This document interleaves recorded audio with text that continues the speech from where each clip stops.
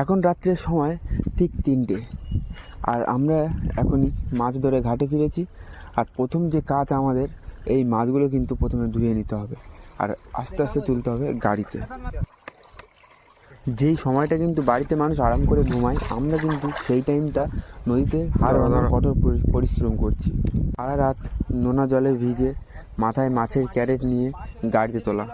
সুন্দরবন নদীতে আমরা গাবদানার জন্য জাল দিলেও জালে কিন্তু উঠে এসেছে আরও নানা প্রজাতির মাছ, যেমন নিহারে, শীতেবাটি, বগো মাছ, এরকম অনেক প্রজাতির মাছ।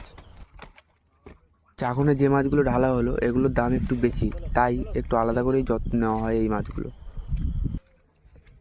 এগুলো এখন যাবে ক্যানিংয়ে, আর ক্যানিং থেকে বিক্রি হয়ে চালান চলে আসে কিন্তু বাড়িতে।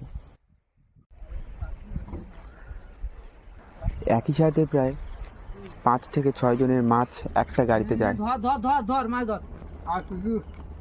পরিশ্রম সাফল্যের চাবিকাঠি, এই কথাটা মেনে কিন্তু সুন্দরবনের বাচ্চা থেকে বুড়ো সবাই খেটে চলেছে সুন্দরবনের উপর, সুন্দরবনের প্রকৃতির সাথে লড়াই করে। তারা বেঁচে আছে নানা রকম জীবিকার সাথে জড়িয়ে।